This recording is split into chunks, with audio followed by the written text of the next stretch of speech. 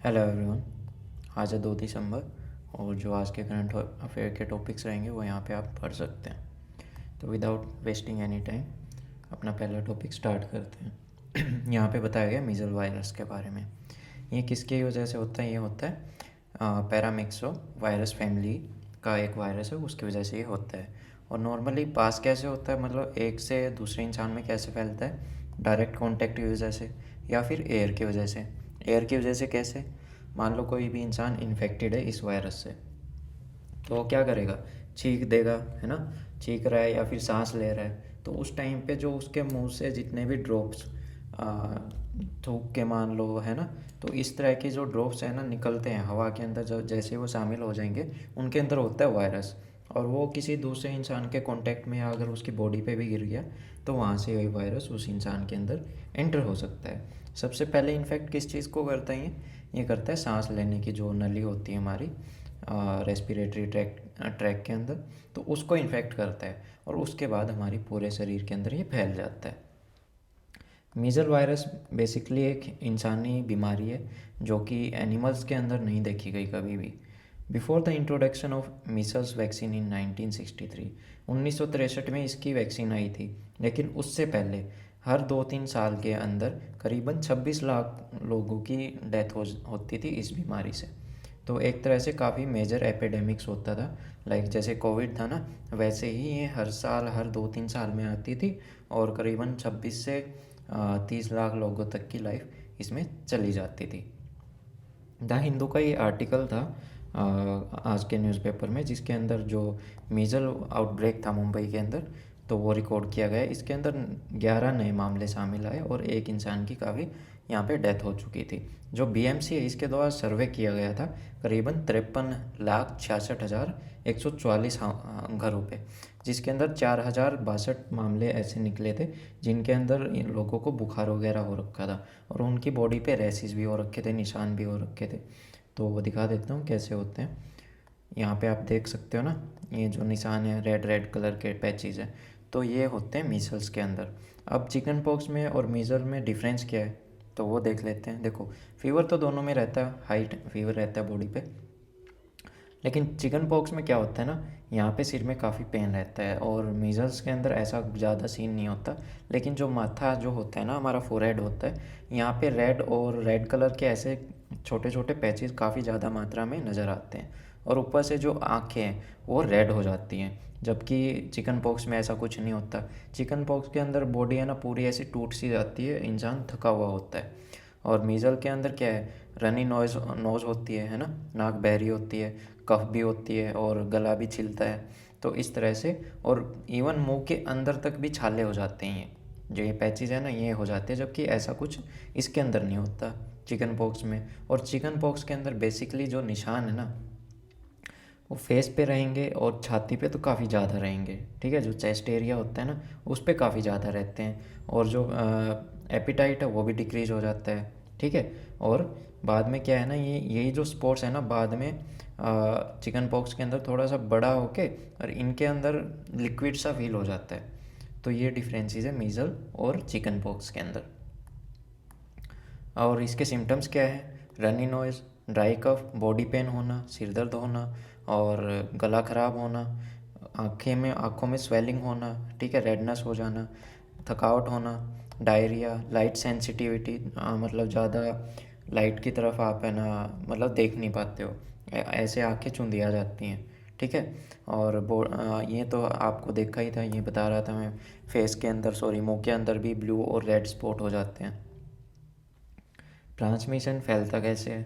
तो खांसी से, स्नीजिंग से, छींकने से, है ना। कोई भी इंसान है अगर इन्फेक्टेड पर्सन के पास में आ जाता तो उससे भी फैल सकता है।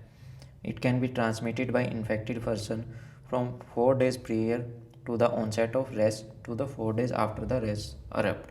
मतलब फैलता कब है? बेसिकली जब मान लो किसी को ये इन्फेक्शन हो गया, ठीक है, तो जैसे ही उसकी बॉडी पे ये निशान पड़ने वाले होते हैं ना उसके 4 दिन पहले तक ये फैल सकता है और ये निशान पड़ने के 4 दिन बाद तक, मतलब टोटल 8 दिन का ऐसा पीरियड होता है जब ये ज़्यादा फैलता है।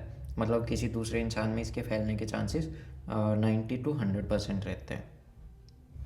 इसकी वजह से काफ़ी डेथ भी रही हैं, ज़्यादातर बच्चों में, और जो माल न्यूट्रिशन, जो शरीर से कमज़ोर बच्चे होते हैं उनके अंदर काफ़ी ज़्यादा डेथ देखी गई थी पहले के टाइम में। काफ़ी कंट्रीज़ हैं जिनके अंदर ये काफ़ी मात्रा में ख़त्म हो चुका है, मतलब ऑलमोस्ट ख़त्म हो चुका है। लेकिन वहाँ पे क्या है ना, बाहर से अगर कोई उनके देश में आ जाता है और उसको ये बीमारी हो रखी है तो ऐसे ऐसे केसेस हमेशा वहाँ पे बने रहते हैं। अब बात करते हैं जो नेक्स्ट टॉपिक है हमारा, वो है वोल्केनिक इरप्शन से। और क्यों है, क्योंकि एक माउना लोआ नाम से एक वोल्केनो है हवाई के अंदर, जो कि फिर से इरप्ट हो गया। ठीक है, और हवाई किसके अंडर में आता है, यूनाइटेड स्टेट की टेरिटरी है। ओके, तो ये मैं एक बार पहले भी बता चुका हूँ, ये फिर से आया है न्यूज़ के अंदर, तो समझ सकते हो इस टॉपिक की ग्रेविटी कितनी है। तो मतलब इसके चांसेस ज़्यादा हैं, बार बार आ रहा है तो ज़्यादा चांसेस भी क्यों है, क्योंकि ये वाला जो वल्कनो है ना, ये वर्ल्ड का सबसे एक्टिव वल्कनो है, जो कि 38 साल के बाद फिर से फटा है। तो इसकी जो साइंस है वो बता रखी है कि कैसे वोल्केनो फटता है ना। तो इसके अंदर क्या कहा गया है, जैसे ही हम अर्थ की सरफेस के अंदर जाते हैं, उसके कोर में जाते हैं, तो वहाँ पे जैसा जितना डीपर हम जाएंगे वो उतना ही गर्म होता रहेगा। ठीक है, और एक ऐसी सिचुएशन रहेगी जहाँ पे जो रॉक्स है ना, जितनी भी रॉक्स वगैरह हैं, एक सर्टेन डेप्थ पे, एक मतलब उसकी ज़्यादा गहराई में जाएंगे ना, वहाँ पे हीट इतनी बढ़ जाएगी कि रॉक्स जितने भी कंकड़ पत्थर हैं वो मेल्ट होना स्टार्ट हो जाएंगे। और जब वो मेल्ट हो जाएंगे उस स्टेज को बोलेंगे मैग्मा।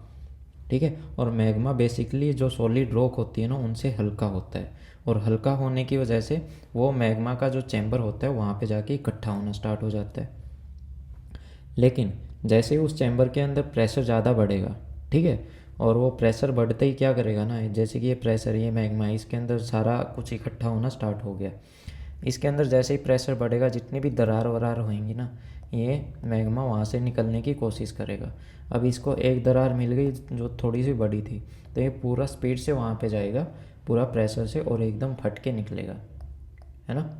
और उसी वजह से जितने भी आपने देखा होगा वोल्केनो के अंदर क्या होता है, जो जितने भी सॉलिड पार्टिकल्स होते हैं ना वो दूर दूर जाके गिरते हैं, और उसके बाद जैसे ही ये मैग्मा बाहर निकला, ये सॉलिडिफाई होना स्टार्ट हो जाएगा, सॉलिड होना स्टार्ट हो जाएगा, ठंडा होना स्टार्ट हो जाएगा। ठीक है, और आपने देखा होगा वो बहता रहता है, और वो जो बहने वाली स्टेज होती है उसको क्या बोलते हैं, लावा। तो ये एक पूरी प्रोसेस है, मतलब जितने भी क्रैक्स और जितने भी फीचर्स हैं उनके थ्रू होते हुए अर्थ क्रस्ट पे पहुंच जाते हैं, मतलब वहाँ से इरप्ट कर लेता है। और जैसे ही वो अर्थ की सरफेस के ऊपर बहना स्टार्ट हो जाएगा उस टाइम पे उसको क्या बोलेंगे, लावा बोलेंगे। ये क्या है, माउना लोआ। तो ये है कहाँ पे, ये 5 वोल्केनों में से एक है, जो कि हवाई आइलैंड यूएस के अंदर है। और हिस्ट्री के अंदर बोला जाए तो सबसे लार्जेस्ट वोल्केनो है अर्थ के ऊपर। तो जो नेक्स्ट टॉपिक है इंडियन एक्सप्रेस से, वो भी यहाँ पे बात की गई है इलेक्टोरल बॉन्ड्स के ऊपर। तो गवर्नमेंट ने पे किया है 9.53 करोड़, ठीक है, एज एसबीआई की कमीशन। उनकी जो प्रिंटिंग कॉस्ट थी उसकी कमीशन, किस चीज़ की प्रिंटिंग, जो इलेक्टोरल बॉन्ड्स थे उनको प्रिंट करने की कमीशन। तो इलेक्टोरल बॉन्ड है क्या और ये कौन सी स्कीम है, तो थोड़ा सा इसको पढ़ लेते हैं। ठीक है, इसको सबसे पहले इंट्रोड्यूस किया गया था फाइनेंस बिल 2017 के अंदर, और इंट्रोड्यूस तो कर दिया, इसको लागू कब किया गया था, 29 जनवरी 2018 में। ठीक है, इलेक्टोरल बॉन्ड एक तरह का प्रोमिसरी नोट होता है, जो कि किसी भी इंडियन सिटीजन के द्वारा परचेज़ किया जा सकता है। कहाँ पे परचेज़ किया जाएगा, ये एसबीआई की कुछ ब्रांचेज है जहाँ से इसको परचेज़ किया जा सकता है। कोई भी इंसान अकेला या फिर दूसरे लोगों के साथ में मिलके इसको परचेज़ कर सकता है। ओके, और जो बॉन्ड है वो एक तरह से बैंक नोट की तरह होता है, जो करेंसी हम यूज़ करते हैं। तो वो ऐसे जैसे कि हम वहाँ पे जाके डिमांड करेंगे तो ये हमको पे कर देंगे, और ये इंटरेस्ट फ्री भी होता है। लेकिन इसको हम दे किस पार्टी को सकते हैं, ठीक है, वो वहाँ पे भी कुछ रूल्स और रेगुलेशन है, कुछ बाउंडेशन है, एक लिमिटेशन है, कोई क्राइटेरिया है।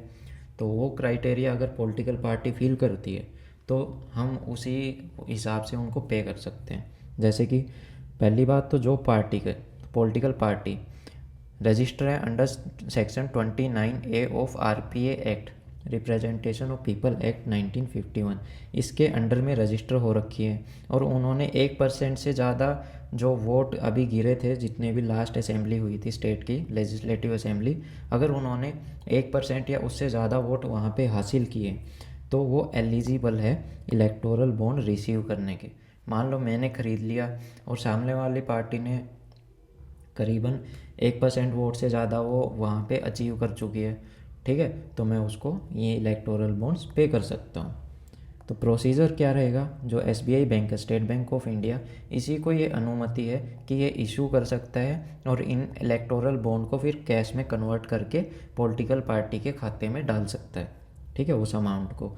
और जो कैश करने की जो सुविधा है, ये 29 ऑथोराइज्ड ब्रांचेज हैं एसबीआई की जिनको ये परमिशन दे रखी है। तो इन बॉन्ड्स को एसबीआई कौन से डिनोमिनेशन के अंदर सोल्व करती है, मतलब या तो आप 1000 का ले सकते हो या 10,000 का ले सकते हो या 1 लाख या फिर 10 लाख और फिर सीधा 1 करोड़ तक का भी आप ये क्या है ना इलेक्टोरल बॉन्ड ले सकते हो, ठीक है।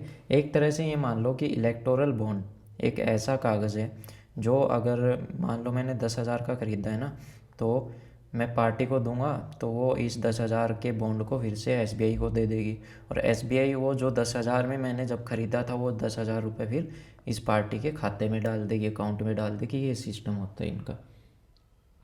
और इसको डिजिटली परचेज़ किया जा सकता है या फिर चेक के द्वारा। कैश में क्यों नहीं किया जा सकता, क्योंकि काफ़ी लोगों के पास ब्लैक मनी में कैश रखा हुआ है।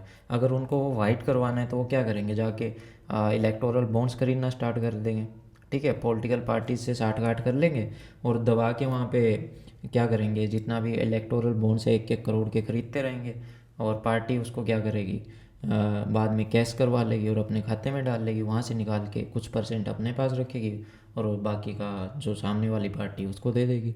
तो इस वजह से उस धांधली को रोकने के लिए इसको डिजिटली किया गया कि आप इसको डिजिटली ख़रीद सकते हो, मतलब आपके अकाउंट से पैसे कटेंगे।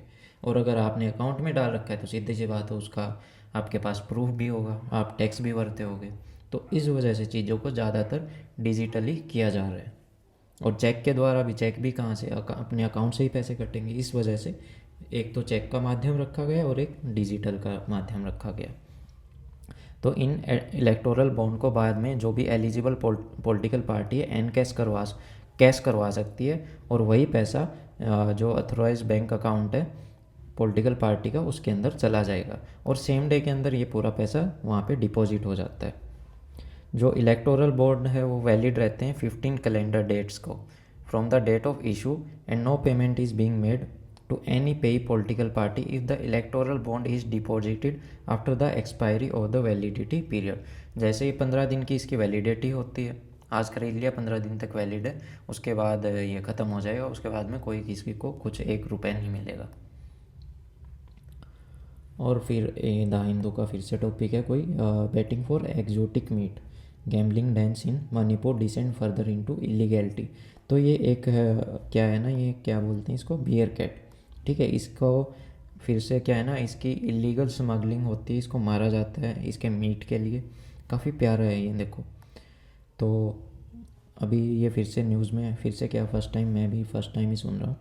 तो इसका साइंटिफिक नेम क्या है, बिन तुरोंग, और ये इसका साइंटिफिक नेम है। इसको बियर कैट भी बोला जाता है, कैट बियर भी बोला जाता है।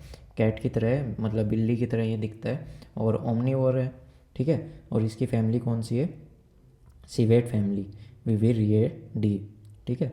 ये फाउंड कहाँ पे मिलता है, जो साउथ ईस्ट एशिया का जो डेंस घना फॉरेस्ट है ना, वहाँ पे ज़्यादातर मिलता है। और इसकी जो रेंज है, मतलब नेपाल में भी है, आपको देखा जा सकता है, इंडिया के अंदर भी, भूटान के अंदर। तो इंडिया की तो बात चल ही रही है यहाँ पे, क्या है, मणिपुर एरिया के बारे में।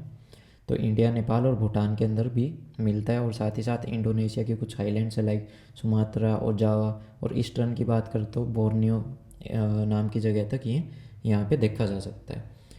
काफ़ी सैगी हेयर्स होते हैं, टफ्ट ईयर रहते हैं और लॉन्ग भूसी और पेरिहेंशियल इनकी टेल रहती है, लंबी टेल रहती है। कलर जनरली इनका ब्लैक होता है, जिसके अंदर थोड़े वाइट कलर के आपको ये बाल दिखेंगे, जैसे कि ये रहे, है ना। इनका हेड और बॉडी की मेजरमेंट करें तो 60 से 95% इनका हेड का साइज़ रहता है और टेल का 55 से 90 सेंटीमीटर रहता है। वेट की बात करें तो 9 से 11 केजी, मतलब करीबन करीबन एक जो डॉग होता है ना मीडियम साइज़ का, ठीक है, तो उसके जितने ही हाइट का होता है ये। और नॉकटर्नल है, मतलब रात को निकलते हैं और बेसिकली ट्रीज़ वगैरह के ऊपर रहते हैं। और जो इनकी टेल है वो इनको हेल्प करती है क्लाइंब करने के अंदर।